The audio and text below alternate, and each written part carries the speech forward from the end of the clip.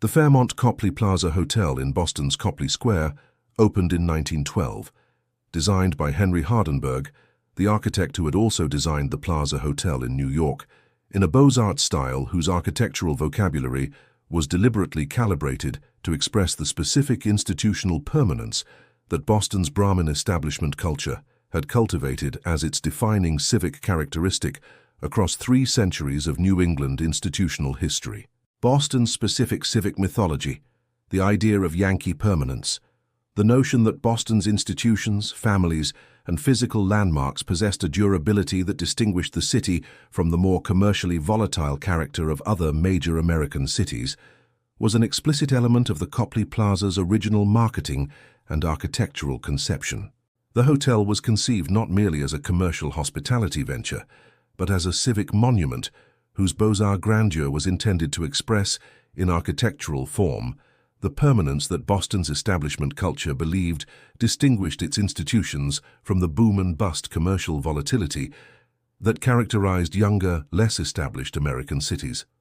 This case file examines a foreclosure proceeding affecting the Copley Plaza's ownership structure, a foreclosure whose specific forensic significance is not its financial mechanics, which follow the same debt service coverage ratio covenant breach pattern that Case File 060's analytical framework documents across this channel's archive, but its relationship to the specific civic mythology that the building's original conception had been designed to express. A foreclosure proceeding affecting a building whose original purpose was to architecturally embody the concept of permanence is forensically distinct from a foreclosure proceeding affecting a building with no comparable symbolic burden, because the foreclosure does not merely document a financial structure's failure. It documents the gap between the civic mythology that the building's original conception promised and the actual financial vulnerability that conventional commercial real estate debt structures impose on every property, regardless of its symbolic significance.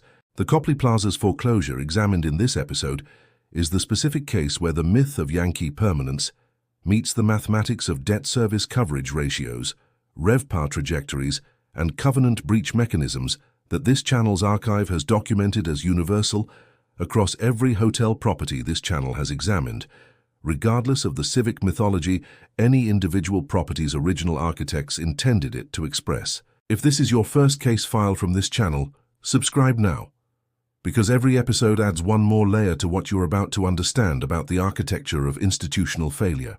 The Copley Plaza's ownership history, across its more than a century of operation, reflects the pattern this channel has documented across multiple grand hotel case files. Successive ownership transitions, each navigating the relationship between the hotel's architectural and civic significance and the operating financial performance that any specific ownership structure's debt service requirements demand. The hotel's most recent significant ownership transition, involving a foreclosure proceeding whose specific terms and timing are documented in the public record of Massachusetts commercial real estate finance, reflects the same trophy asset trap mechanism that Case File 068's analytical framework formalizes, an acquisition or refinancing structure whose debt service requirements were calibrated to a RevPAR projection that incorporated the Copley Plaza's civic and architectural premium without adequately stress testing whether the Boston luxury hospitality market's actual competitive dynamics would sustain that premium across the full debt service period. Boston's luxury hospitality market, while genuinely supporting a premium for the city's most architecturally and historically significant properties, is also a market whose competitive dynamics include the same broader hospitality industry forces: RevPAR volatility tied to convention and business travel cycles,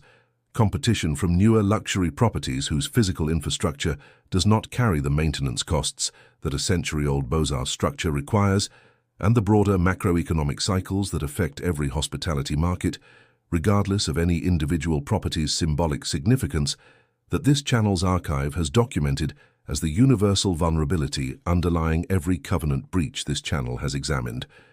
The covenant that the Copley Plaza's most recent ownership and financing structure did not adequately price was the one embedded in the specific tension that the trophy asset trap framework identifies. The Boston civic mythology of Yankee Permanence, that the hotel's marketing and reputation continued to invoke, more than a century after its 1912 opening, was treated by the acquisition or refinancing underwriting as evidence of reduced risk when the building's actual cash flow generation was subject to the same RevPAR volatility and covenant breach mechanics that affect every hotel property this channel has documented, regardless of its civic mythology. The myth of permanence does not exempt a building from the mathematics of debt service coverage ratios.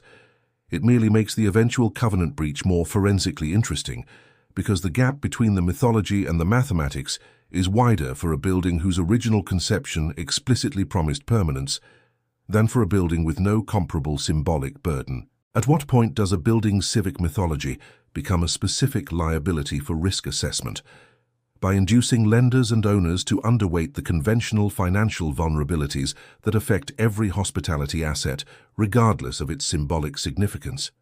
Leave your analysis in the comments below. The appraisal methodology applicable to the Copley Plaza's foreclosure triggering debt structure reflects the trophy asset trap mechanism that Case File 068's analytical framework formalizes, applied to the specific case of a Boston civic landmark whose architectural and historical significance is reinforced by the specific civic mythology of Yankee Permanence that this episode's title identifies.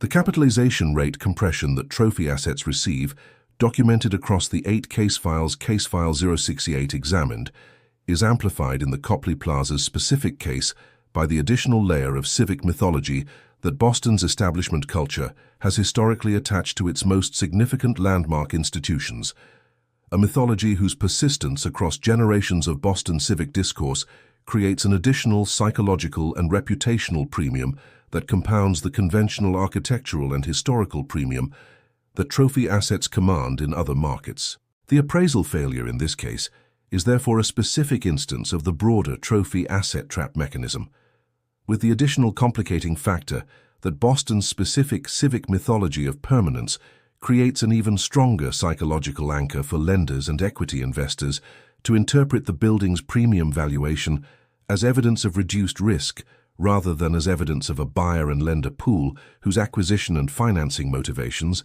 civic pride, institutional legacy association, and the specific reputational value of participating in the financing of one of Boston's most historically significant landmark properties operate independently of the conventional cash flow-based risk analysis that should govern debt structure calibration. The specific RevPAR trajectory that ultimately triggered the Copley Plaza's covenant breach reflects the broader Boston luxury hospitality market's competitive dynamics across the relevant period, dynamics whose volatility the civic mythology of permanence did not, and structurally could not, exempt the property from because RevPAR is determined by actual guest booking behavior and actual competitive market conditions, neither of which responds to a building's civic mythology, regardless of how deeply embedded that mythology is in the city's institutional self-conception. The mathematics of debt service coverage ratios are indifferent to Yankee Permanence. They are responsive only to actual cash flow, and actual cash flow is responsive only to actual market conditions. If the forensic analysis this channel conducts is changing how you read real estate headlines, the like button is how the algorithm knows to send this case file to the next analyst who needs it. The institutional denial embedded in the Copley Plaza foreclosure reflects a specific civic dimension distinct from, while structurally related to, the institutional denial patterns this channel has documented across the broader trophy asset trap case files.